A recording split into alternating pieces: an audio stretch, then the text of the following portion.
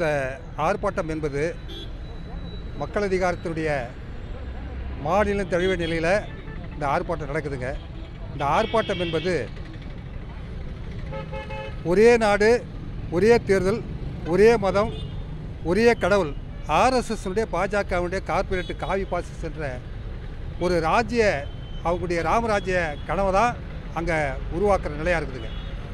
இது எதிர்காலத்தில் மக்களுக்கு பெரும் அழிவுகளை தான் அது உருவாக்க போது வழிய 2024 தேர்தல் என்பது ஒரு அமைதியான தேர்தலாக இருக்க முடியாதுங்க.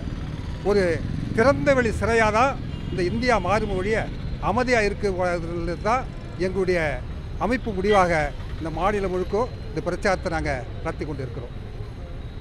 மக்கள் அதிகாரம், மாவட்ட செயலாளர் ஏழுமலை.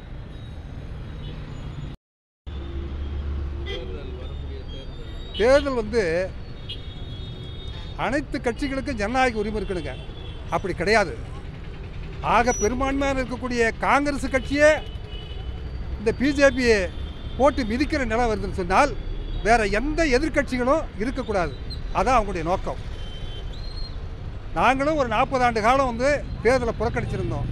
ஆனால் இன்றைக்கு ஹிட்லர் முசோலின் மாதிரி அவங்களுடைய பாசிச அடக்குமுறை என்பது அளவே கிடையாதுங்க பிஜேபி மோடியினுடைய அதிகாரத்துக்கு.